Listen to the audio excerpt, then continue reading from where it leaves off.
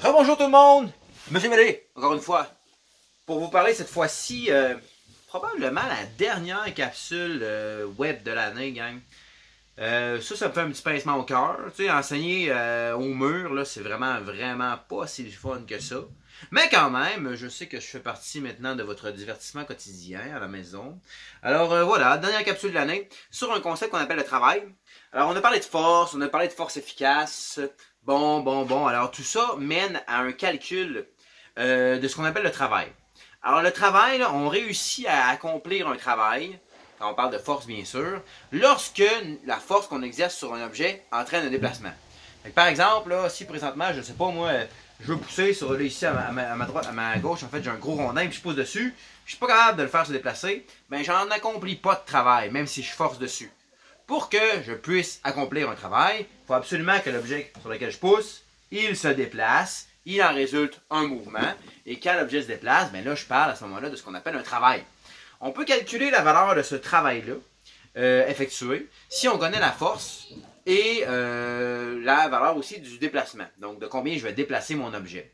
Alors voyez-vous, le travail se calcule par une formule qui est la suivante, W est égal à F fois delta S. Donc W, travail. Tu fais-tu le lien? Je me suis posé la question tantôt où ça venait, le W du travail. Je propose une hypothèse, work in English. So, if work is in English, le W pour travail, hein? Donc travail, W.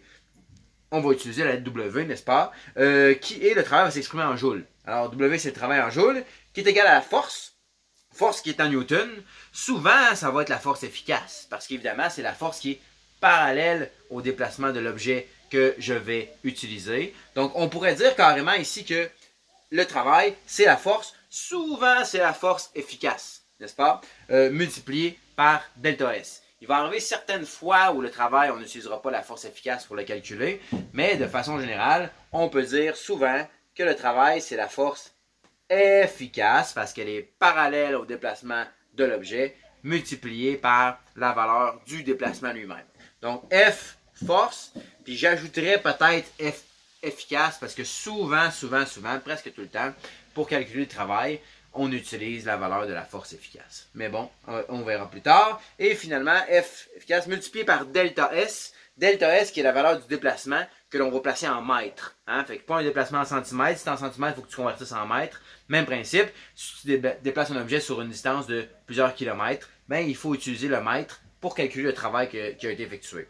Fait que voilà, dernière capsule assez simple quand même, n'est-ce pas? Calculer le travail. La capsule difficile, c'était pour déterminer la force efficace. Mais une fois que ta force efficace elle est déterminée, force dans le sens du mouvement, si mouvement il y a, n'est-ce pas? Alors tout ce qu'il faut faire, c'est qu'on fait force efficace multipliée par delta S, donc la valeur du déplacement en mètres, et on obtient ce que l'on appelle le travail en joules.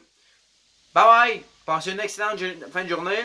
C'est probablement la dernière capsule de 4. Alors je vous souhaite également une excellente période estivale. À l'année prochaine. Salut!